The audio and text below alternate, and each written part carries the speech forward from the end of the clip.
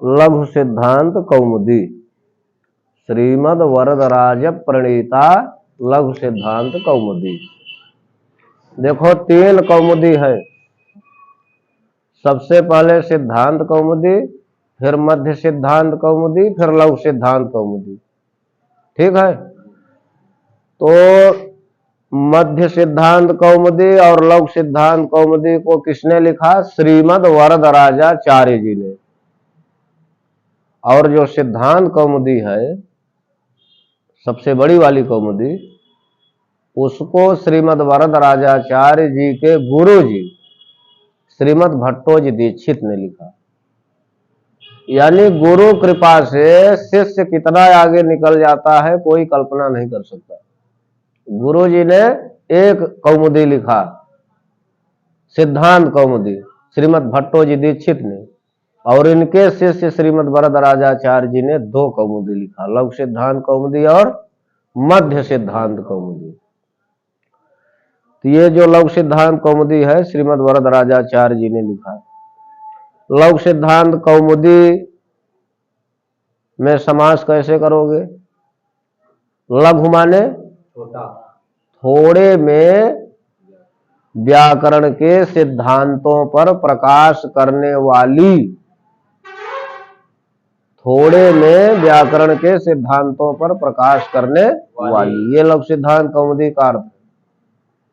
यहां समास कैसे करोगे?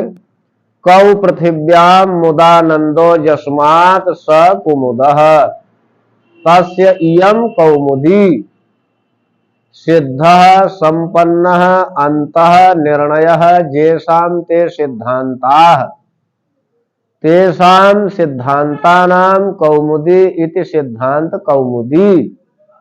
लघवे चासौ सिद्धांत कौमुदी इति लघु सिद्धांत कौमुदी।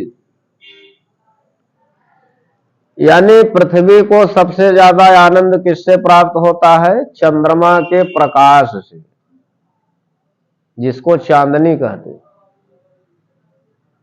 और इस ग्रंथ का कौमुदी नाम इसलिए है कि यह व्याकरण के सिद्धांतों पर प्रकाश डालती है। जैसे चांदनी का काम है पृथ्वी पर प्रकाश डालना, पृथ्वी को आह्लादित करना अपनी किरणों से, है ना? उसी प्रकार यह कौमुदी जो है व्याकरण के सिद्धांतों पर प्रकाश डालती, सिद्धांत पर, नियम पर नहीं। सिद्धांत और नियम में अंतर है। नियम में आवश्यकता अनुसार जब कभी भी फेरो बदल किया जा सकता है, लेकिन सिद्धांत अपने आप में परिपूर्ण होते हैं, तभी उनको सिद्धांत कहा जाता है।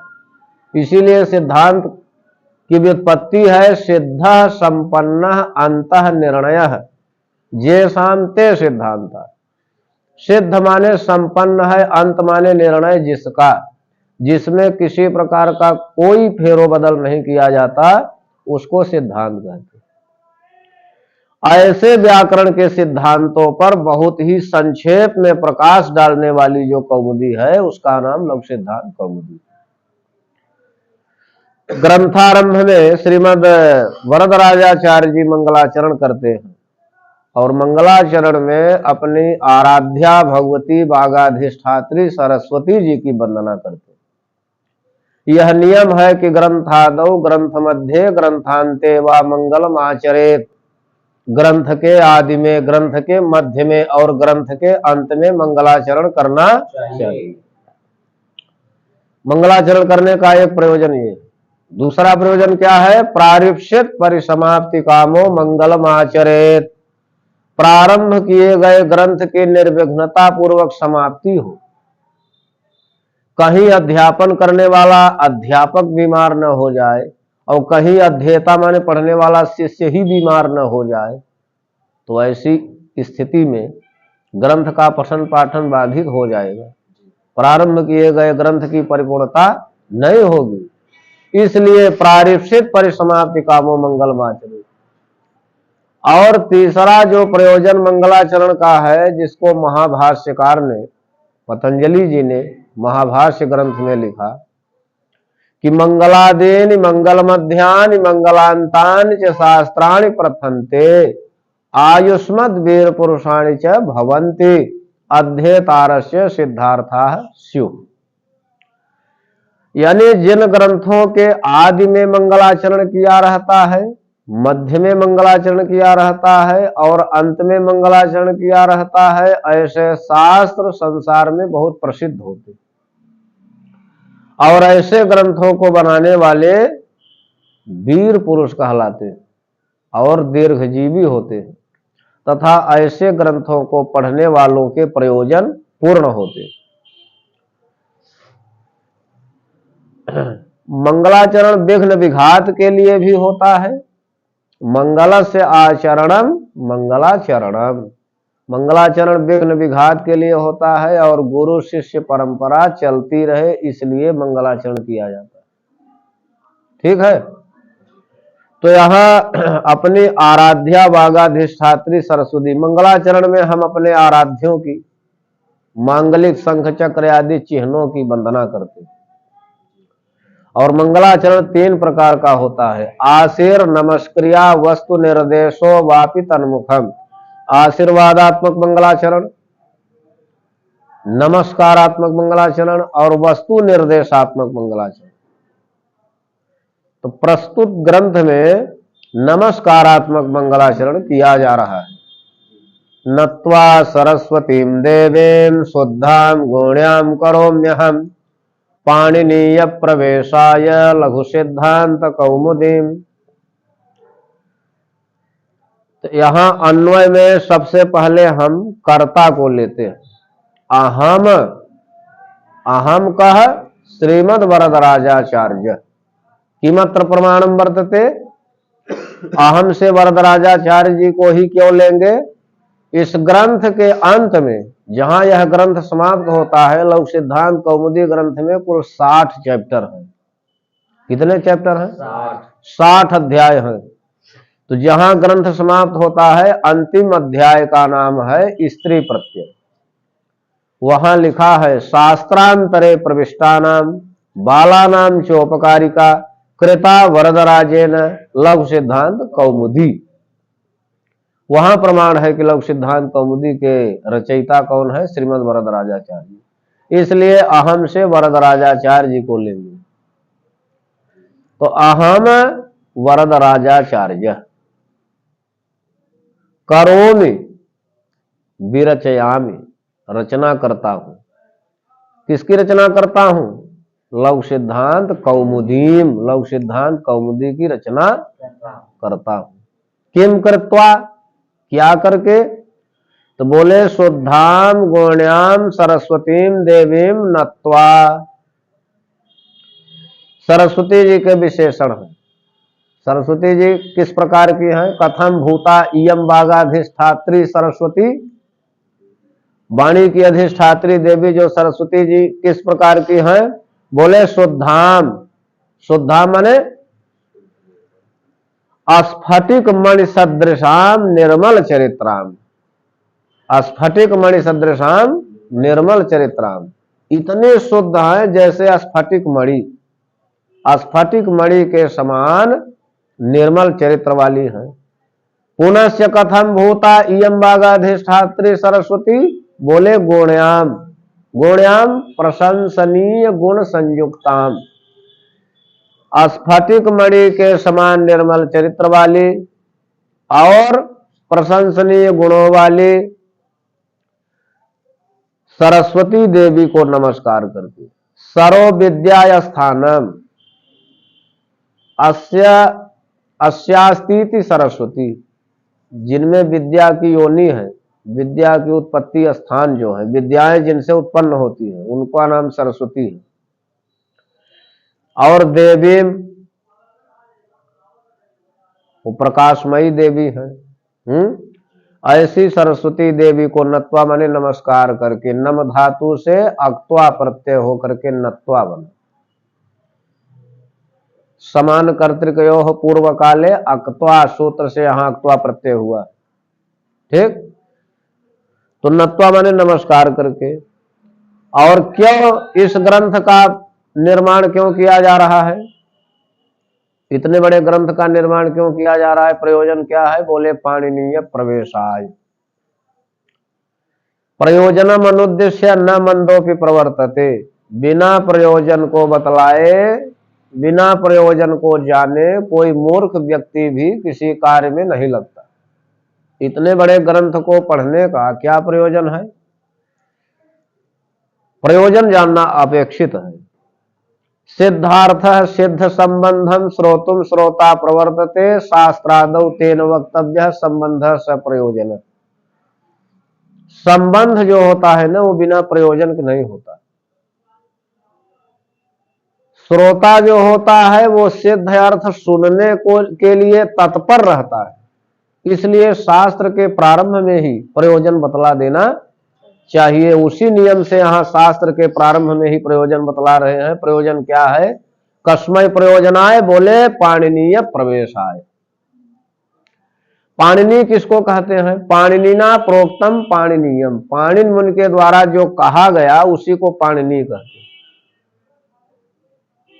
ठीक, तो पाणिन मुनि के द्वारा क्या कहा गया? व्याकरण शास्त्र।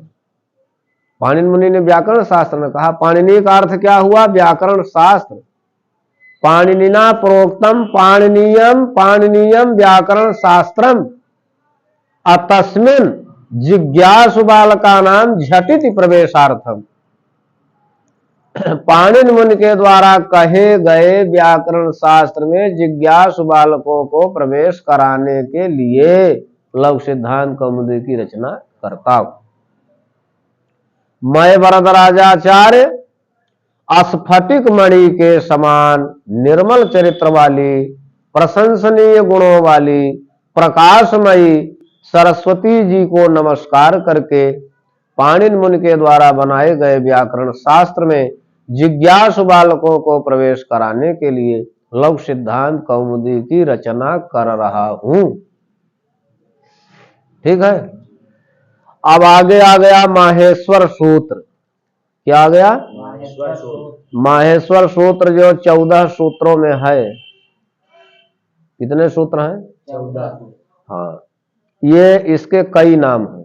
ये संस्कृत वर्णमाला का ककहरा है, माहेश्वर सूत्र है, और वर्ण समाम्नाय है, अक्षरों का वेद है। यह बहुत असाधारण सूत्र है। भगवान शंकर जी के डमरू से ये 14 सूत्र निकले, इसीलिए इनका नाम माहेश्वर सूत्र पड़ा। ठीक। और इन्हीं 14 सूत्रों पर पूरा व्याकरण है। इन्हीं 14 सूत्रों पर कुल 43 प्रत्याहार बनते हैं और पूरा व्याकरण इन्हीं 14 सूत्रों पर। सूत्र है अयुण रेल ऋक ए ओंग अय औच है वरट लण यम गणनम झभय घटधस जब गडदस खप छठत चटतव कपय सकसर हल। सभी भाषाओं का अपना ककहरा होता है। ये संस्कृत वर्णमाला का ककहरा, और हर भाषाओं का ककहरा सूत्रबद्ध तो नहीं है, लेकिन संस्कृत वर्णमाला का जो ककहरा है वो सूत्रबद्ध है। 14 सूत्रों में पूरा ककहरा कह दिया गया। यहां एक साथ अ ई उ रेल रे ए ओ ऐ औ 9 स्वर हो गए संस्कृत के। और इसके बाद हैवरट से प्रारंभ करके हल के लकार तक हल प्रत्याहार बनता है, जिसमें सभी व्यंजन आ गए। क्या आ गए? अच प्रत्याहार में नवो स्वर आ जाते हैं, हल प्रत्याहार में पूरे व्यंजन आ जाते हैं, और अल प्रत्याहार में अयुण के आकार से लेकर के हल के लकार तक में सभी स्वर व्यंजन आ जाते हैं। ऐसा वैज्ञानिक मने ये ककहरा है संस्कृत वर्णमाला। और यहां माहेश्वर सूत्र में सबसे पहला व्यंजन ह है। क्या है? ह। नीचे लिखते हैं इति माहेश्वराणि सूत्राणि अनादि संज्ञार्थानि। इति माने इमानि पूर्वोक्तानि 14 सूत्राणि। ये 14 जो पूर्व में कहे गए सूत्र हैं, इन सूत्रों का क्या नाम है? माहेश्वराणि सूत्राणि। ये माहेश्वर सूत्र किस लिए है? बोले अणादि संज्ञार्थान, अण आदि संज्ञा माने प्रत्याहार, यहां संज्ञा का अर्थ क्या है? प्रत्याहार। अण आदि प्रत्याहारों को बनाने के लिए अगर ये माहेश्वर सूत्र न लिखे जाते तो प्रत्याहार कैसे बनाते? प्रश्न किया गया कि अथ किमर्थो वर्णा नाम उपदेश, ये 14 सूत्रों का जो उपदेश हुआ इनकी क्या आवश्यकता है, इनका क्या प्रयोजन है? तो उत्तर दिए प्रत्याहारार्थ, प्रत्याहार बनाने के लिए। पुनश्च किमर्थ प्रत्याहार, प्रत्याहार किस लिए है? बोले प्रत्याहारो लाघवेन शास्त्र प्रवृत्त्यर्थ, प्रत्याहार संक्षेप में शास्त्र माने सूत्र, व्याकरण में शास्त्र माने सूत्र। प्रत्याहारों का काम क्या है कि संक्षेप में सूत्रों की प्रवृत्ति करना। अगर ये प्रत्याहार नहीं बनता तो सूत्र बहुत बड़े बड़े हो जाते। तो प्रत्याहारो लाघवेन शास्त्र प्रवृत्त्यर्थ है, इसीलिए प्रत्याहार की व्युत्पत्ति है प्रत्याह्रियन्ते संक्षिप्यन्ते आक्षिप्यन्ते व वर्णाः यत्र स प्रत्याहार, जहां पर वर्णों का संक्षेप किया जाए उसी को प्रत्याहार कहते। तो जैसे हम लोगों के घर में कोई नवागंतुक अतिथि आता है तो उससे पहले पहल हमारे 3 प्रश्न होते हैं। क्या? प्रथम प्रश्न, आप कहां से आए हैं? दूसरा प्रश्न, आप कौन हैं? तीसरा प्रश्न, आप किस लिए आए हैं? वही यहां भी है। कहां से आए हैं? बोले माहेश्वराणी, महेश्वरादागतानि माहेश्वराणी। कहां से आए हैं? बोले शंकर जी के पास से आए हुए, महेश्वर के पास से आए हुए। कौन है? बोले सूत्राणी, हम सभी सूत्र हैं। किस लिए आए हैं? बोले अनादि संज्ञार्थानि, अण आदि प्रत्याहारों को बनाने, क्योंकि सबसे पहला प्रत्याहार अण ही बनता है, इसलिए अनादि कह दिया गया, माने सभी प्रत्याहारों को बनाने के लिए। अयेषाम अंत्या इतः, एषाम माने एतेषाम 14 सूत्राणाम अंत्याः, अन्ते भवाः अंत्याः, इतः इत संज्ञका, इन प्रत्येक सूत्रों के अंतिम अक्षर इत कहे जाते। जिसे माहेश्वर सूत्र में पहला सूत्र है अयुण, अयुण का अंतिम अक्षर क्या है? ऋण का क, एओंग का ग, अयौच का च, हैवरट का ट, लण का ण, यानी प्रत्येक सूत्रों के अंतिम अक्षर जिनमें हलंत लगा हुआ है उनका क्या नाम है? इत। प्रत्येक सूत्रों के अंतिम अक्षर इत कहे जाते। और हकारादिस्वकार उच्चारणार्थ, हकार आदिश अकार उच्चारण अर्थ, हकार आदि में जो आकार है वो उच्चारण सामर्थ्य के लिए है। यानी ह जो है आधा ह रहता है हलंत, धन अ मिल करके पूरा ह बनता है। अब चूंकि माहेश्वर सूत्र में पहला व्यंजन ह है, इसी प्रकार क को ले लीजिए, ख को ले लीजिए, जितने भी व्यंजन हैं वो हलंत रहते हैं, धन अ मिला करके वो व्यंजन बनता है। तो हकार आदि में जो आकार है वो उच्चारण सामर्थ्य के लिए है। ह से अ को निकाल दोगे तो ह का उच्चारण करते नहीं बनेगा, क से अ को निकाल दोगे तो क का उच्चारण करते नहीं बनेगा। आखिर क की स्पेलिंग क्या होती है? केवल के लिख दो, के ए क्यों लिखते हो?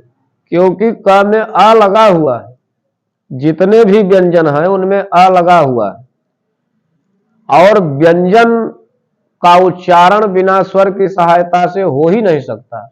न पुनः अंतरेणाचम व्यंजनस्योच्चारणमपि भवति, बिना स्वर की सहायता से व्यंजन का उच्चारण नहीं हो सकता। इसलिए लिखते हैं हकारादि स्वकार उच्चारणार्थ, हकार आदि में जो आकार है वो उच्चारण सामर्थ्य के लिए। हकार माने है, संस्कृत में सभी शब्द कार से चलते हैं, अन्य ऐसी कोई भाषा नहीं है जिसके शब्द कार से चले। आचार्य पाणिनि जी ने एक सूत्र ही लिख दिया, वर्णात कार है, वर्ण से कार प्रत्यय होता है। हकार माने है, अकार माने अ, ककार माने क, जिससे कार लगा हुआ है उस शब्द का अर्थ वही होता है, लेकिन वो कार से चलता है, इसलिए हकार, अकार, ककार, पकार, मकार, यकार आदि। और लण मध्य त्वित संज्ञक। माहेश्वर सूत्र में छठा सूत्र है लण। तो अभी ऐसा मंत्यायिता हमें क्या बताए, इन प्रत्येक सूत्रों के अंतिम अक्षर इत कहे जाते हैं, लेकिन जो छठा लण सूत्र है उसका अंतिम अक्षर ण है, वो तो इत होता ही है। जो ल में अ है उसकी भी संज्ञा होती है। इसलिए कुल इत संज्ञक वर्ण कितने हो गए, 15। कुल इत संज्ञक वर्ण कितने हुए, 15। और ल में जो अ है उसकी संज्ञा करने का फल क्या है, बोले र प्रत्याहार बनाना। क्या प्रयोजन है, र प्रत्याहार की सिद्धि। र प्रत्याहार में दो वर्ण आते हैं, र ल, और इनका प्रयोजन क्या है, कृष्णार्धी तवलकार प्रयोग की सिद्धि। अगर र प्रत्याहार नहीं बनेगा तो कृष्णार्धी और तवलकार प्रयोग की सिद्धि कैसे होगी।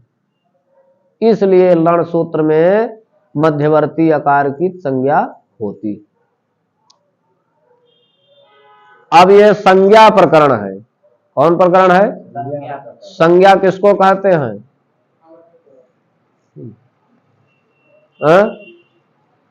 संज्ञा की व्युत्पत्ति क्या है, सम्यक ज्ञायते अनया सा संज्ञा। अनया माने जिसके द्वारा, सम्यक माने अच्छी प्रकार, ज्ञायते माने जाना जाता है, उसको संज्ञा कहते। तो जिसके द्वारा अच्छी प्रकार जाना जाता है माने उसको अच्छी प्रकार से जान लिया जाए। संज्ञा प्रकरण व्याकरण शास्त्र में सबसे उपयोगी चैप्टर है, इसको अच्छी प्रकार जानना चाहिए। और इस प्रकरण में कुल 14 संज्ञाएं की गई। कितनी संज्ञाएं, और 6 प्रकार के सूत्र होते हैं। कितने प्रकार के, संज्ञा च परिभाषा च विधिर नियम एव च अतिदेशोधिकारस्य षड्विधम सूत्र मुच्यते। 6 प्रकार के सूत्र होते हैं, संज्ञा सूत्र, परिभाषा सूत्र, विधि सूत्र, नियम सूत्र, अतिदेश सूत्र और अधिकार सूत्र। तो तत्र नामकरणम संज्ञा, नामकरण को संज्ञा कहते। नामकरण को क्या कहते, संज्ञा माने नाम, नामकरण को संज्ञा कहते हैं। यहां जितनी चीजें पढ़ोगे प्रत्येक सूत्रों में कोई न कोई संज्ञा होती है, यानी कोई न कोई नाम है। तत्र नामकरणम संज्ञा, नामकरण को ही संज्ञा कहते। जैसे ये हलंत्यम से संज्ञा, आदर्शनम लोपा से लोप संज्ञा, आदिरंत्यन सहेता से प्रत्याहार संज्ञा, उकालो झरस्व दीर्घ प्लुतः से हरस्व दीर्घ प्लुत संज्ञा, उच्चैरुदात्त से उदात्त संज्ञा, नीचैरनुदात्त से अनुदात्त संज्ञा, समाहार स्वरित से स्वरित संज्ञा, मुख नासिका वचनोनुनासिका से अनुनासिक संज्ञा, तुल्यास्य प्रयत्नम सवर्णम से सवर्ण संज्ञा, पर सन्निकर्ष संहिता से संहिता संज्ञा, हलोनंतरा संयोग से संयोग संज्ञा, और सुप्तिगंतम पदम से पद संज्ञा।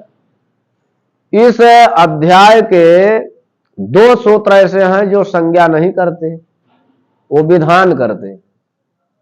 2 सूत्र विधान करते, जिनमें तीसरा सूत्र है तस्य लोपः, ये लोप विधायक सूत्र है तस्य। और 11वां सूत्र जो अणुदित सवर्ण से चा प्रत्यय है, ये सवर्ण ग्राहकता सूत्र है। कौन सूत्र है, हाँ, इन 2 सूत्रों से संज्ञा नहीं होती, बाकी जितने सूत्र हैं सबसे कोई न कोई संज्ञा होती है। और जो संज्ञा होती है उस सूत्र में लिखा है। ठीक, तो यहां पहला सूत्र आ गया हलंत्यम। कौन सूत्र, वृत्ति लिखते हैं, उपदेशे अंत्यम हलित स्यात्, उपदेशावस्था में अंत्य हल की इत संज्ञा होती। उपदेशावस्था में अंत्य हल, हल माने व्यंजन, अंतिम व्यंजन की संज्ञा होती। बोले उपदेश किसको कहते हैं, कहा उपदेश आद्योच्चारणम। महर्षि पाणिनि, आचार्य कात्यायन और भाष्यकार पतंजलि के द्वारा धातु के विषय में, सूत्र के विषय में, गण के विषय में, उणादि के विषय में, वाक्य के विषय में, लिंगानुशासन के विषय में, आगम प्रत्यय और आदेश के विषय में जो प्राथमिक उच्चारण है उसी को उपदेश कहते। ठीक। महर्षि पाणिनि, आचार्य कात्यायन, भाष्यकार पतंजलि कर्तृकम आद्यम उच्चारणम उपदेश। ठीक। धातु सूत्र गणोनादि वाक्य लिंगानुशासनम आगम प्रत्यादेशा उपदेशा प्रकीर्तिता। धातु सूत्र गण उणादि वाक्य लिंगानुशासन आगम प्रत्यय और आदेश, इन्हीं को उपदेश कहते हैं। और इनके विषय में आचार्य पाणिनि के जो सूत्रकार हैं और आचार्य कात्यायन जो वाक्यकार या वार्तिककार हैं और महर्षि पतंजलि जो भाष्यकार हैं। वाक्यकारम वररुचिम भाष्यकारम पतंजलिम पाणिनिम सूत्रकारम च प्रणतोस्मि मुनित्रयम्। ये तीन व्याकरण शास्त्र के प्रवर्तक आचार्य हैं। इन्होंने इनके संदर्भ में जो प्राथमिक उच्चारण किया उसी का नाम उपदेश। अब बोले सूत्रे स्वदृष्टम पदम सूत्रांतरात अनुवर्तनीयम सर्वत्र। सूत्रेषु माने सूत्रों में, अदृष्टम माने न दृष्टम इति अदृष्टम, सूत्रों में न देखे गए, पदम माने पद की, सूत्रांतरात माने सूत्रांतर से यानी दूसरे सूत्रों से, अनुवर्तनीयम अनुवर्तन कर लेना चाहिए, सर्वत्र माने सर्वेषु सूत्रेषु सभी सूत्रों में, यानी सूत्रों में जो पद न देखा गया हो दूसरे सूत्र से अनुवर्तन कर लेना चाहिए सभी सूत्रों में।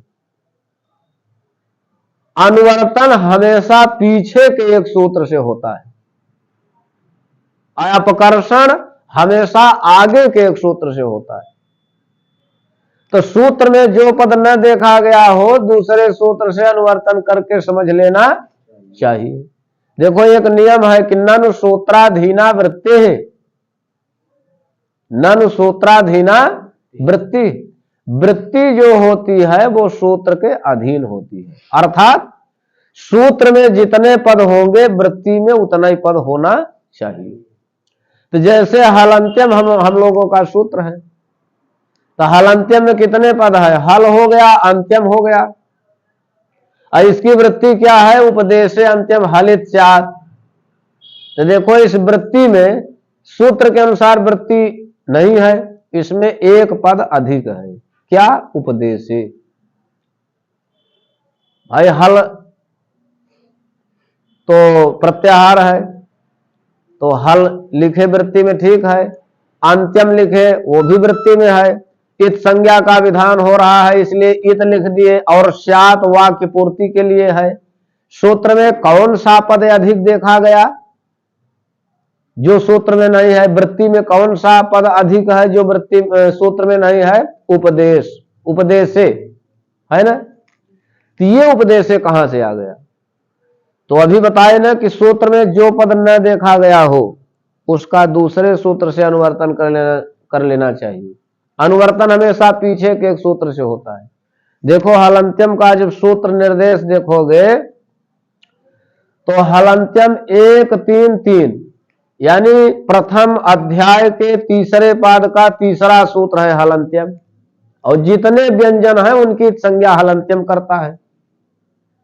और 1-3-2 का सूत्र है उपदेशे अजनुनासिक इत, वो जितने स्वर हैं उसकी संज्ञा करता है।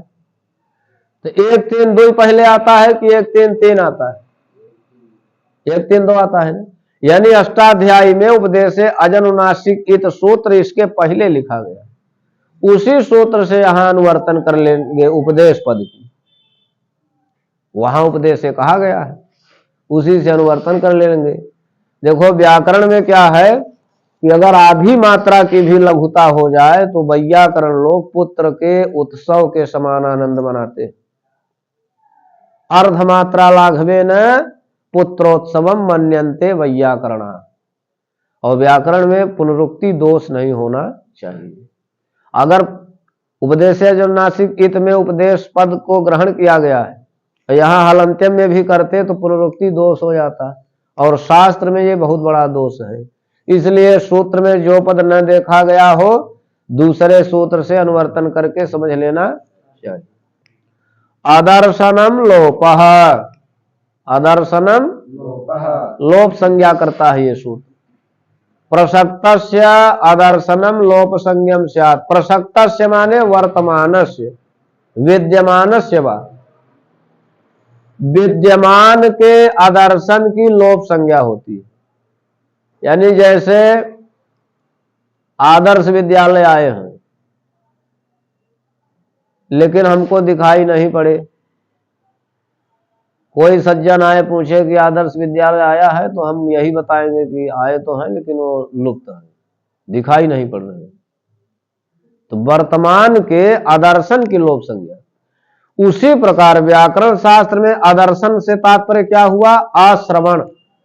यहां ध्यान देना, शब्द विषयकम आदर्शनम इह श्रवणम वर्तते। शब्दों के विषय में यहां आदर्शन का अर्थ क्या हुआ? आश्रवण। यानी वर्ण मौजूद है, विद्यमान है, अण क च ट त प ये सब रहते हैं, लेकिन जब वो सुनाई नहीं पड़ते तो उनकी लोप संज्ञा हो जाती। तस्य लोपः, तस्य इतो लोपः स्यात्, उसके इत का लोप हो जाता है। तस्य इतो लोपः स्यात् माने उसके इत का, अर्थात जिसकी संज्ञा होती है उसका लोप हो जाता है। जिसकी संज्ञा होगी, तो संज्ञा किसकी किसकी हुई है?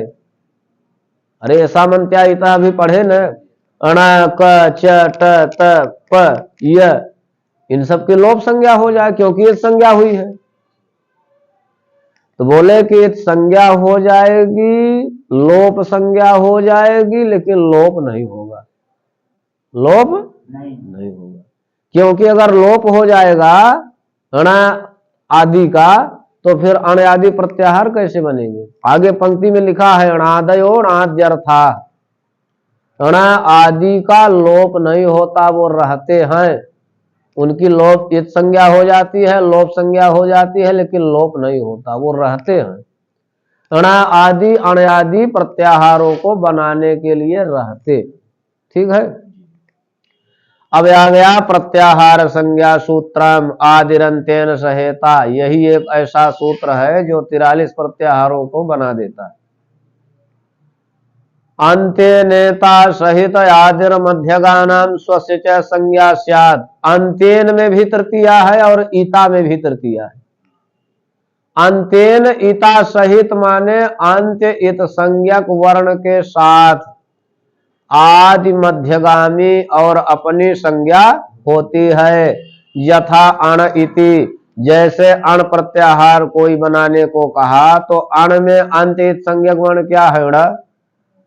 आज में क्या है? अ। अब ये सीमा निश्चित हो गई कि अ से अण तक आपको अण प्रत्याहार बनाने के लिए जाना है, तो मध्यगामी कितने होंगे? ई उ। ठीक है। अब अपनी संज्ञा क्या होगी? अण। इस प्रकार अण प्रत्याहार बन गया। यथा अण इति आ ई उ एषां वर्णानाम संज्ञा। एवं माने इसी प्रकार आच आक आच हल अल इत्यादि। इसी प्रकार किसी ने अक प्रत्याहार बनाने को कहा आक, तो अंत संज्ञक वर्ण है क, आदि में है अ से क तक मध्यगामी कितने पड़ेंगे? और अपनी संज्ञा हो जाएगी अक। आज प्रत्याहार बनाने को कहा तो अंतिम संज्ञक वर्ण है च, आदि में है अ। अब अ से च तक मध्यगामी कितने पड़ेंगे? प्रत्येक सूत्रों के अंतिम अक्षर को छोड़ते हुए चले जाओ। प्रत्याहारे स्वेताम न ग्रहणम, प्रत्याहार बनाते समय इत संज्ञक वर्णों का ग्रहण नहीं होता। इसी प्रकार हल प्रत्याहार, इसी प्रकार अल प्रत्याहार, इसी प्रकार जितने भी प्रत्याहार हैं 43 माहेश्वर सूत्र जिसको याद रहेगा वो बना ले जाएगा। अब आ गई अगली संज्ञा ह्रस्व दीर्घ प्लुत संज्ञा। सूत्र है ओकालो झ्रस्व दीर्घ प्लुतः उश्च ऊश्च ऊश्च वह वांग काल इव कालो जस्य सोचक्रमात् ह्रस्व दीर्घ प्लुत संज्ञा स्यात् स प्रत्येकम उदात्तादि भेदेन त्रिधा। देखो जो पहला ओ लिखा है उसमें एक ही मात्रा है, दूसरे वाले में 2 मात्रा है और तीसरे वाले में 3 लिखा है, 3 मात्रा है। तो कैसे उच्चारण करोगे? एक मात्रिक उकार, द्विमात्रिक उकार और त्रिमात्रिक उकार, इनके उच्चारण काल के समान है उच्चारण काल जिस यच का, वह यच क्रम से ह्रस्व दीर्घ प्लुत संज्ञा वाला होता है। अर्थात एक मात्रा लगी है तो ह्रस्व, 2 मात्रा लगी है तो दीर्घ और 3 मात्रा लगी है तो प्लुत। एक मात्रो भवेद ह्रस्व, द्विमात्रो दीर्घ उच्यते, त्रिमात्रस्य प्लुतज्ञेयो व्यंजनम चार्धमात्रिकम। एक मात्रा वाले को ह्रस्व बोलते हैं, 2 मात्रा वाले को दीर्घ बोलते हैं, 3 मात्रा वाले को प्लुत बोलते हैं और व्यंजन हमेशा आधी मात्रा का होता है, व्यंजनम चार्ध मात्रिकम। तो यहां ऊ को बता रहे हैं, इसी ऊ के उच्चारण काल के समान है उच्चारण काल जिस यच का। वच कहने से तात्पर्य सभी स्वर, यानी आ हो, ई हो, अगर एक मात्रा है तो ह्रस्व है, 2 मात्रा है तो दीर्घ है, 3 मात्रा है तो प्लुत है। और ऐसा जो प्रत्यय, यहां एक प्रश्न है कि सूत्र लिखते समय उकालो झरस्व क्यों लिखा गया? सबसे पहला स्वर तो आ है, आ कालो झरस्व लिखना चाहिए, है कि नहीं? देखो महर्षियों का और मनीषियों का प्रकृति के कण कण में चिंतन रहता है। आचार्य पाणिनि जी जब यह सूत्र लिख रहे थे तो उनको ह्रस्व दीर्घ प्लुत संज्ञा का सूत्र लिखना था। तो ब्रह्म मुहूर्त की बेला में जा रहे थे शौच क्रिया करने के लिए, स्नान आदि करने के लिए, और ब्रह्म मुहूर्त की बेला में 4 बजे भोर में मुर्गा बोलता है कुकड़ो को।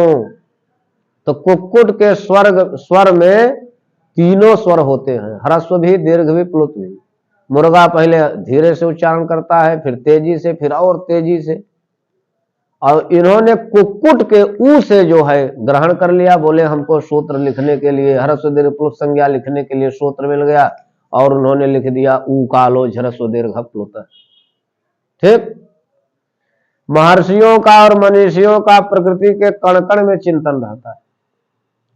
देखो जो चास माने नीलकंठ, जो नीलकंठ होता है वो एक मात्रा बोलता है ह्रस्व, चासस्तु बदते मात्राम अद्वि मात्राम त्वेव वायसः।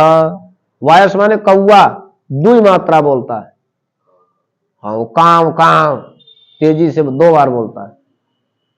अत्रिमात्रश्च शिखी रौती त्रिमात्रम तु, मोरनी 3 मात्रा बोलती।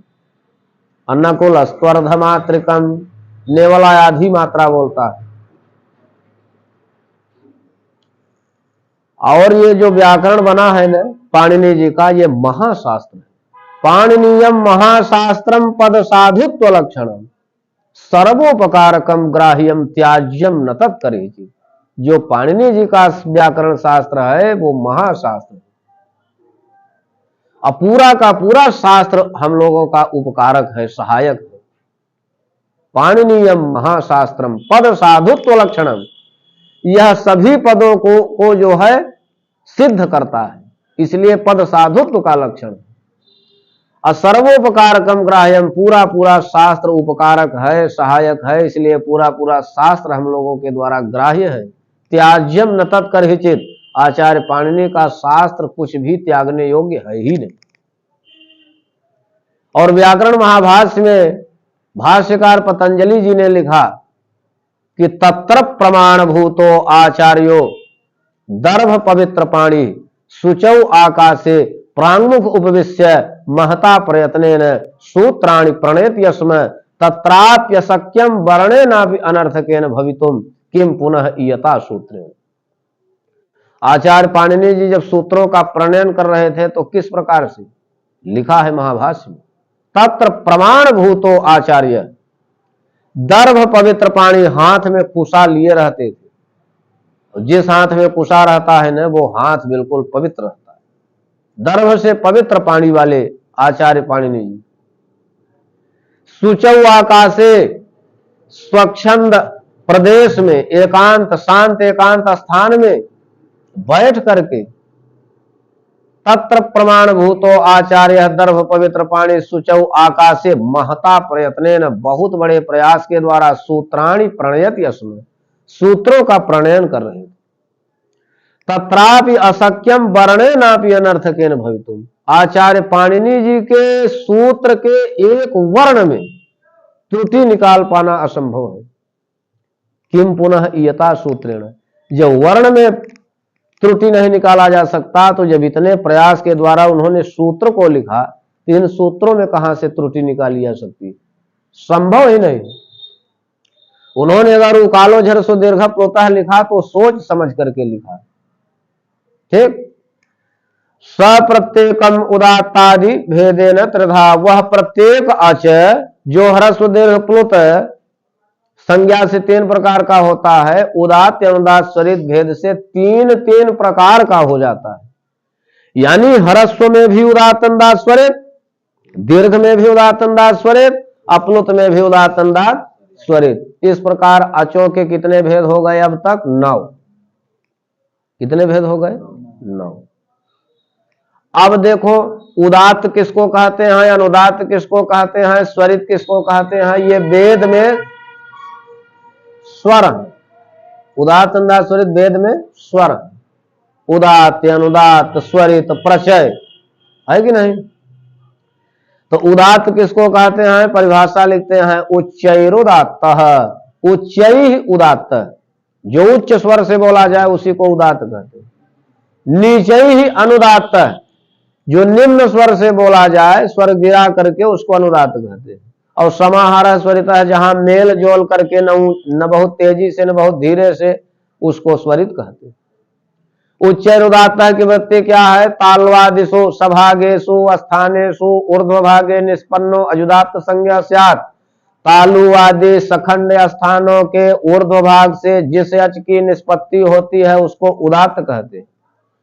और नीचे अनुदात्त तालवादिषु सभागेषु स्थानेषु अधोभागे निष्पन्नो अजनुदात्त संज्ञा स्यात्, तालु आदि सखंड स्थानों के अधोभाग से जिस अच की उत्पत्ति होती है उसको अनुदात्त कहते हैं। और समाहार स्वरित उदात्तत्वानुदात्तत्वे वर्ण धर्मो समाह्रियते यस्मिन् सोवच स्वरित संज्ञा स्यात्, उदात्त और अनुदात्त वर्णों के धर्म जहां एकत्रित हो जाएं, यानी जहां न उदात्त रहे न अनुदात्त रहे, मध्यम स्वर रहे, मिला जुला करके दोनों का वहां स्वरित स्वर होता है। स नवविधोपि, ऐसा अच का 9 प्रकार का जो भेद अब तक हुआ है, स नवविधोपि, वह अच 9 प्रकार का होता हुआ भी प्रत्येकम अनुनासिकत्वा ननुनासिकत्वाभ्याम द्विधा, अनुनासिक और अनुनासिक भेद से 2 प्रकार का और हो जाता है। यानी ह्रस्व में भी उदात्त अनुदात्त स्वरित, अनुनासिक अनुनासिक, दीर्घ में भी उदात्त अनुदात्त स्वरित अनुनासिक अनुनासिक, अप्लुत में भी उदात्त अनुदात्त स्वरित अनुनासिक अनुनासिक। इस प्रकार 6 भेद ह्रस्व के हो गए, 6 भेद दीर्घ के हो गए, 6 भेद प्लुत के हो गए। इस प्रकार अचों के प्रत्येक के कितने भेद हो गए? 18। और उदात्त अनुदात्त स्वरित को वेद में किस प्रकार हम लोग जानते हैं, जहां पर ऊर्ध्व रेखा अंकित रहती है, ऊर्ध्व रेखायांकितो, ऊर्ध्व रेखायांकितो उदात्त, जहां ऊर्ध्व रेखा रहती है उसे उदात्त कहते हैं। अधो रेखायांकित अनुदात्त, जहां नीचे की ओर रेखा रहती है उसको अनुदात्त कहते हैं। और जहां कोई रेखा जिस वर्ण पर नहीं रहती वहां स्वरित रहता है। समझ गए कि नहीं? अब आ गया अनुनासिक संज्ञा 9वें सूत्र में, मुख नासिका वचनो नुनासिका, मुख नासिका वचनो, हाँ यहां समास कैसे करोगे सूत्र में, मुखम च नासिका च मुख नासिके, मुखम च नासिका च मुख नासिके, ईषद वचनम आवचनम, मुख नासिका वचनम अनुनासिकम, ईषद मुख वचनम ईषद नासिका वचनम इत्यनुनासिकम, अमुख नासिका वचनम एवं अनुनासिका। इस प्रकार से समास करोगे। समास समझ में आ कि नहीं? मुखम च नासिका च मुखनासिके ईसद वचनम आवचनम ईसद मुख वचनम ईसद नासिका वचनम इत्यनुनासिकम मुख नासिका वचनम एव अनुनासिक। यानी जहां थोड़ा सा मुख का सहारा लिया जाए, बिना मुख के तो किसी भी वर्ण का उच्चारण नहीं किया जा सकता, लेकिन मुख का भी उच्चारण, मुख से भी उच्चारण किया जाए और थोड़ा नासिका से भी उच्चारण किया जाए, उसी को अनुनासिक कहते हैं। ईसद वचन को आवचन कहते हैं। वृत्ति में साफ साफ लिखते हैं मुख सहित नासिकया उच्चार्यमाणो वर्णो नुनासिक संज्ञा स्यात्। मुख के साथ नासिका के द्वारा उच्चरित होने वाले वर्ण की अनुनासिक संज्ञा होती। तदित्थम, तो इस प्रकार अ इ ऊरी येषां वर्णानां प्रत्येकम अष्टादश भेदाः। अकार इकार उकार ऋकार इन प्रत्येक वर्णों के 18-18 भेद होते। अब अचों का भेद बता रहे हैं। तो अ इ उ री हो गया, अब आया लृ, तो बोले लृ वर्णस्य द्वादश तस्य दीर्घाभावात्। लृ वर्ण 12 ही प्रकार का होता है, क्योंकि लृ में दीर्घ नहीं होता। तो 6 भेद ह्रस्व के हो गए और 6 भेद प्लुत के हो गए। एचामपि द्वादश तेषां ह्रस्वाभावात्।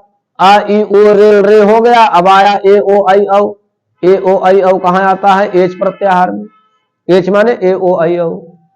ये भी 12 प्रकार के होते हैं, क्योंकि एच में ह्रस्व नहीं होता। तो 6 भेद दीर्घ के हो गए, 6 भेद प्लुत के हो गए। ठीक, लृ 12 प्रकार, एच 12 प्रकार, अ इ उ रे 18 प्रकार। 9वां सूत्र हो गया। अब 10वां सूत्र, तुल्यास्य प्रयत्नम सवर्णम। तुल्यास्य प्रयत्नम सवर्णम, सवर्ण संज्ञा करता है ये सूत्र। कौन संज्ञा? यहां तुल्य शब्द का कैसे माने समास करोगे? तुलया सम्मितम तुल्यम। तुलया सम्मितम तुल्यम। यहां तुल्यम में यत प्रत्यय हुआ है। कौन प्रत्यय? तुला शब्द से यत प्रत्यय हुआ है, अब बना तुल्यम। जब यदधिकार एक चैप्टर है लघु सिद्धांत कौमुदी में, तो वहां लिखा है नवयो धर्म विष मूल मूल सीता तुलाभ्यस्तार्य तुल्य प्राप्य बध्य आनाम्य सम समित सम्मितेषु। तुला से जब यत प्रत्यय होगा तो क्या बन जाएगा? तुल्यम। तुलया सम्मितम तुल्यम। ठीक। और आस्य भवम आस्यम। आस्य भवम समास पर ध्यान देना। तुलया सम्मितम तुल्यम आस्य भवम आस्यम असमानो वर्ण सवर्ण प्रकृष्टो यत्न प्रयत्न। तुल्यौ आस्य प्रयत्नौ ययोस्तौ तुल्यास्य प्रयत्नौ। समान है तालवादि स्थानम आभ्यंतर प्रयत्न से। वृत्ति में देखो तालुवादि स्थान, ये वृत्ति में तालवादि स्थान किसका अर्थ है? आस्य का। मुख में कौन कौन चीज होते हैं? अरे ताड़ू होती है, मूर्धा होता है, कंठ होता है, ये सब मुख में ही है ना। दांत होता है। तो तालवादि स्थानम किसका अर्थ है? आस्यम का। तालवादि स्थान और आभ्यंतर प्रयत्न, यही माने प्रयत्न है। देखो सवर्ण संज्ञा बताने के समय आभ्यंतर प्रयत्न का काम रहता है। ठीक। और सादृश्य परीक्षण करने के समय बाह्य प्रयत्नों का काम रहता है। ठीक। तो तालवादि स्थान और आभ्यंतर प्रयत्न, ये दोनों जिन जिन वर्णों के जिनके साथ समान हो उनकी परस्पर सवर्ण संज्ञा होती है। सवर्ण संज्ञा बताते समय जब आचार्य पाणिनि जी ने यह सूत्र लिखा और वार्तिककार कात्यायन जी ने पढ़ा, तो उन्होंने देखा कि री और री का उच्चारण स्थान अलग अलग होता है। री का उच्चारण स्थान मूर्धा, ऋतुलसाणाम मूर्धा, और लृ का लृतुलसाणाम दंता, दांत होता है। लेकिन भाषा का व्याकरण बनता है। अब भाषा में री और रे की सवर्ण संज्ञा देखी गई है, इसलिए उन्होंने वार्तिक सूत्र लिख दिया। पहला वार्तिक ऋण रिवर्ण और मिथा सावर्णिम वाच्यम, री और रे वर्णों की परस्पर सवर्ण संज्ञा कहनी चाहिए। अब आ गया वर्णों का उच्चारण स्थान। अकुह विसर्जनीयानाम कंठः, इचु यशानाम ताल, ऋटुरसाणाम मूर्धा, लृतुलसानाम दंताः, उपुपधमानीयानाम ओष्ठौ, इयम गणनानाम नासिका च, एदयतोः कंठताल, ओदवतोः कंठोष्ठम, वकारस्य दंतोष्ठम, जिह्वा मूलीयस्य जिह्वा मूलम, नासिकायनुस्वारस्य। अकु विसर्जनीयानाम कंठ, अ कु माने कवर्ग, कवर्ग माने क ख ग घ अंग है, और विसर्ग का उच्चारण स्थान कंठ है। इतने वर्ण कहां से निकलते हैं? कंठ से। ईचु यशा नाम ताल, ई चू माने चवर्ग, चवर्ग माने च छ ज झ य और स का उच्चारण स्थान तालु है, इसलिए इस वाले स को तालव्य स बोलते हैं। ऋटुरसाणाम मूर्धा, री टू माने टवर्ग, टवर्ग माने टठण र और स का उच्चारण स्थान मूर्धा है, इसीलिए इस स को मूर्धन्य सकार कहते है ना। लृतुलसानाम दंताः, लृ टू माने तवर्ग, तवर्ग माने तथन ल और स का उच्चारण स्थान दांत है, इसलिए इस स को दंत्य स कहते।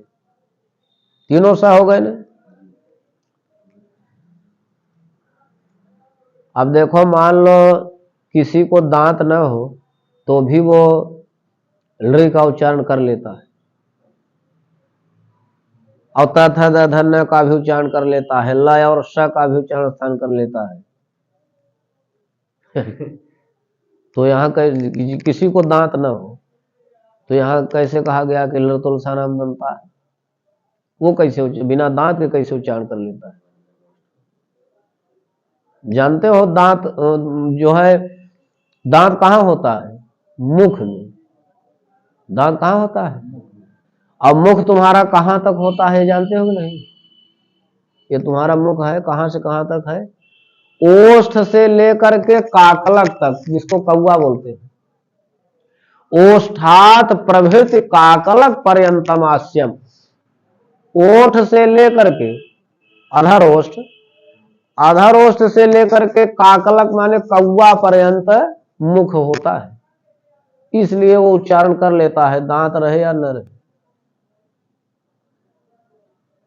लृतुलसानाम दंता, उपु पधमानीयानाम ओष्ठौ, पु माने पवर्ग, पवर्ग माने पम, और उपधमानीय का उच्चारण स्थान ओष्ठ है। इयम गणना नाम नासिका च, इयम अंगणा न, इनका उच्चारण स्थान नाक है। एदय तो कंठ तालु, ए का उच्चारण स्थान कंठ तालु है। ओदौ तो कंठोष्ठम, ओ का उच्चारण स्थान कंठोष्ठ है। वकार से दंतोष्ठम, वकार का उच्चारण स्थान दंतोष्ठ है। जिह्वा मूल्य से जिह्वा मूलम, जिह्वा मूल्य का उच्चारण स्थान जिह्वा मूल है। और नासिका अनुस्वार से अनुस्वार का उच्चारण स्थान नासिका है। इति स्थानानि, ये वर्णों के उच्चारण स्थान हो गए। अब आ गया यत्न। देखो, जितने भी वर्ण हैं इनको बोलने में प्रयास करना पड़ता है।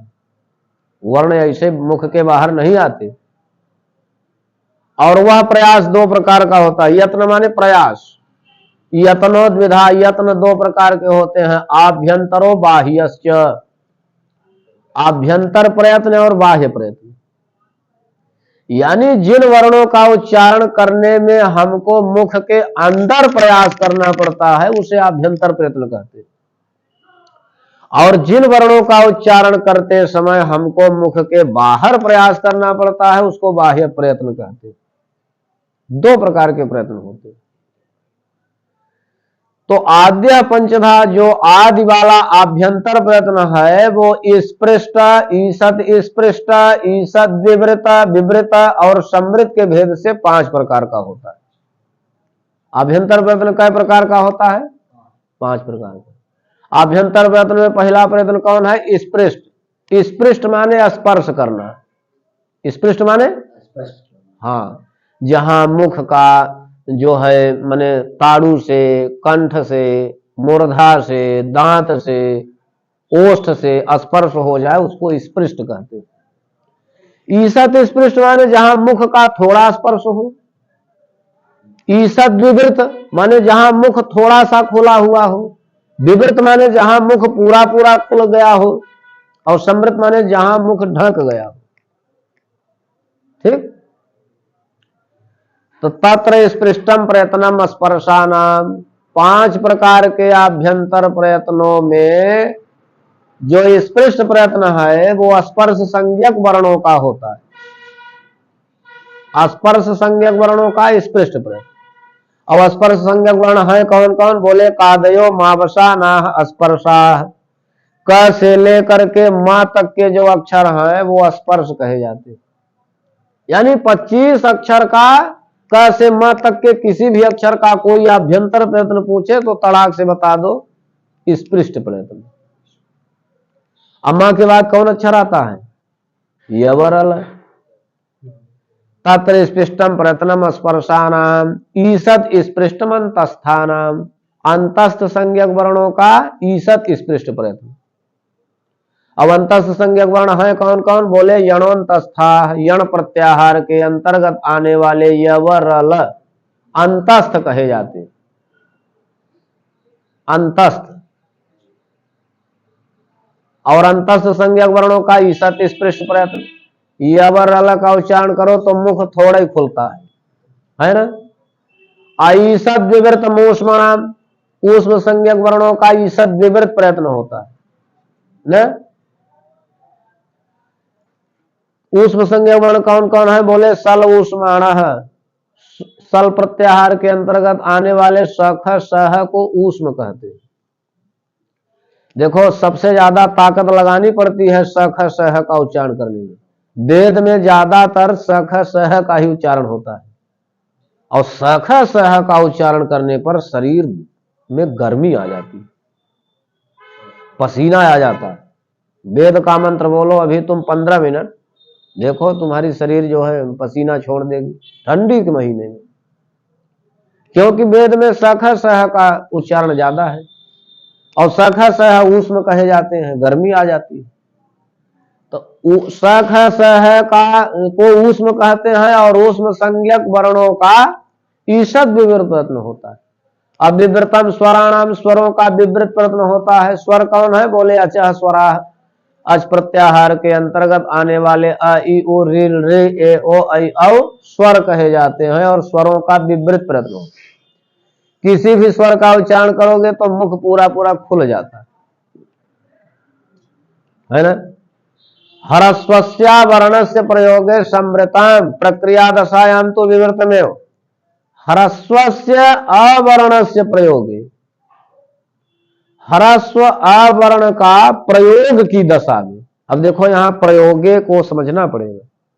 प्रयोगे माने भाषायाम। प्रयोगे माने भाषायाम। भाषा में तो हरस्व अ का हरस्वस्य अवर्णस्य प्रयोगे समृतम। यानी भाषा में प्रयोगे माने भाषायाम। भाषा में हरस्व अ का समृत प्रयत्न होता है।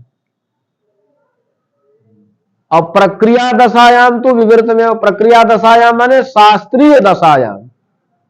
शास्त्रीय दशा में, प्रक्रिया की दशा में हरस्व अ का विवृत प्रयत्न ही होता है। समझ गए ना।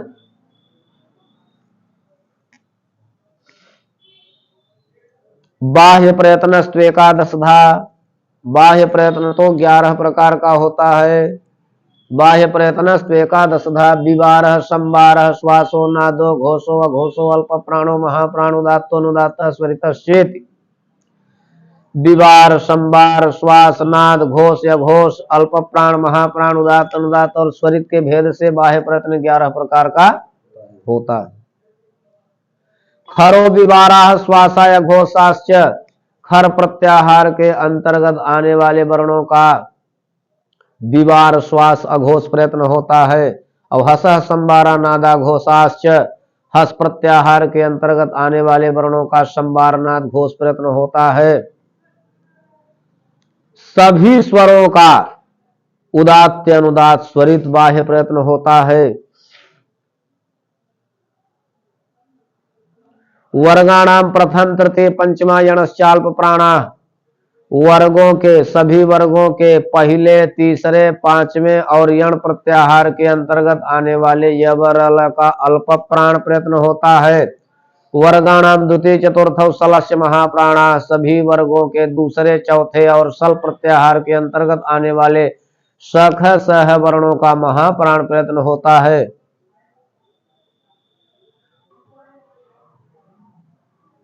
है ना? फिर आगे क्या है? हाँ, ये सब हो गया, आगे खोलो। आहका आहखा इति कखाभ्याम प्रागर्ध विसर्ग सदृशो जिह्वा मूलीयः, आहपा आहफा इति पफाभ्याम प्रागर्ध विसर्ग सदृशो पधमानीयः। कखाभ्याम यानी क ख से, यहां पंचमी द्विवचन है, ध्यान देना। कखाभ्याम माने क ख से, प्राक माने पहले, अर्ध विसर्ग सदृशो आधे विसर्ग के समान जो ध्वनि है, क ख से पहले आधे विसर्ग के समान जो ध्वनि है उसको जिह्वा मूलीय कहते हैं, और प फ से पहले आधे विसर्ग के समान जो ध्वनि है उसको उपधमानीय बोलते हैं। अंग अह इत्यचः परावनुस्वार विसर्गौ, अंग अह ये अच प्रत्याहार से परे है, यानी अच प्रत्याहार में अंग अह नहीं आते। ये क्रमशः अनुस्वार और विसर्ग है, यानी अंग को अनुस्वार कहते हैं और अह को विसर्ग। ठीक, 10वां सूत्र पूरा हो गया ना। अब 11वां आ गया सवर्ण ग्राहकता सूत्र। अनुदेश सवर्ण से चा प्रत्यय प्रतीयते विधीयते इति प्रत्यय। यहां प्रतीयते का अर्थ क्या है? प्रत्यय। प्रतीयते माने विधीयते, जिसका किसी सूत्र के द्वारा विधान किया जाता है उसको प्रत्यय कहते हैं। देखो, प्रत्यय शब्द के कई अर्थ होते हैं। प्रत्यय माने विश्वास, प्रत्यय माने कार्य, लेकिन व्याकरण में प्रत्यय माने विधीयमान और अप्रत्यय माने अविधीयमान। जिसका किसी सूत्र के द्वारा विधान किया जाता है उसको प्रत्यय कहते हैं, माने विधीयमान कहते हैं। और जिसका किसी सूत्र के द्वारा विधान नहीं किया जाता उसी को अप्रत्यय माने अविधीयमान कहते हैं। विधीयमान और अविधीयमान में अंतर क्या है? जो विधीयमान होता है वो अपने सवर्णों का बोध नहीं कराता, लेकिन जो अविधीयमान है वो अपने सवर्णों का बोध कराता है। भाव्यमानत्वेन सवर्णानाम ग्रहणम न, विधीयमान होने के कारण वो सवर्णों का बोध नहीं कराता, अविधीयमान सवर्णों का बोध कराता है। इसीलिए आगे लिखते हैं अविधीयमानो अण उदित सवर्ण से संज्ञा स्यात्, अविधीयमान अण और उदित की सवर्ण संज्ञा होती है। अत्रैवाण परेण अणकारेण, केवल इसी अनुदेश सवर्ण से प्रत्यय सूत्र में ही जो अण प्रत्याहार है वो पर्णकार से लिया जाता है। कूचो तो पु ऐते उदिता, कु माने कवर्ग, चु माने चवर्ग, टू माने टवर्ग, टू माने तवर्ग, पु माने पवर्ग, ये पांचों उदित कहे जाते हैं। उदित माने उत इत यत्र, उकार की संज्ञा हो जाती है जहां पर, उसको उदित कहते हैं। कूचो तो पु ऐते उदिता, देखो इन प्रत्याहार हर जगह पर्णकार तक लिया जाता है, अवर्ण प्रत्याहार हर जगह पूर्वणकार से लिया जाता है। लेकिन अनुदित सवर्ण से प्रत्यय एक ऐसा सूत्र है जहां पर अण प्रत्याहार पर्णकार तक लिया जाता है। ठीक, परेण बाणग्रहा सर्वे पूर्वेण बाणग्रहा मता, ऋते अनुदित सवर्ण से तेतदेकम परेण तु, इन प्रत्याहार हर जगह पर्णकार तक लिया जाता है, अण प्रत्याहार हर जगह पूर्वणकार से लिया जाता है। अणुदिश वर्णस्या प्रत्यय को छोड़ करके, अणुदिश वर्णस्या प्रत्यय में जो अण प्रत्याहार है वो पर नकार तक यानी लण वाणी णकार तक जाता है। तदेवं अ इत्यष्टादशानाम संज्ञा, तो इस प्रकार अ यह 18 की संज्ञा का बोधक है। तथा इकार उकार, इसी प्रकार इकार और उकार भी 18 प्रकार के होते हैं। ऋकार स्त्रेस्तः, ऋकार 30 प्रकार का होता है। कैसे? रि 18 प्रकार, रे 12 प्रकार।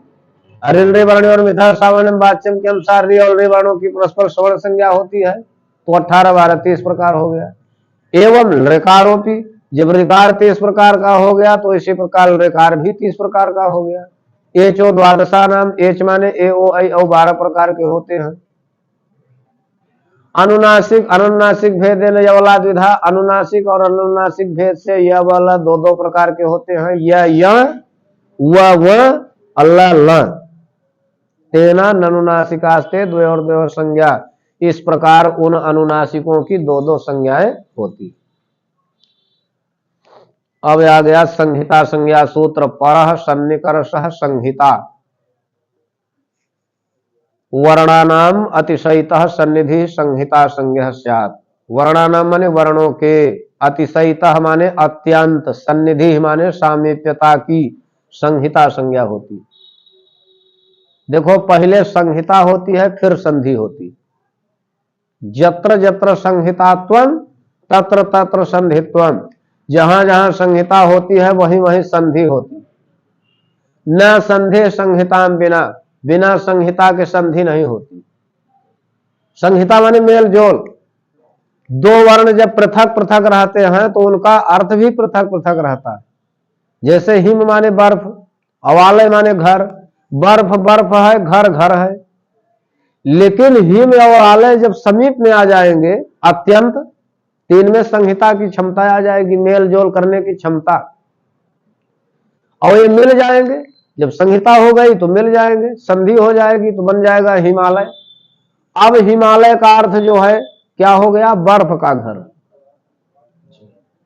क्या हो गया? ये है संहिता संज्ञा।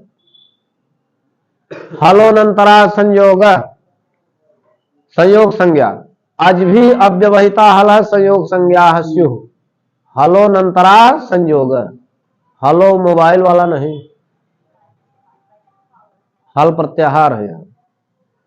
आज भी अव्यवहिता हल, अचों के व्यवधान से रहित हल वर्णों की संयोग संज्ञा होती है।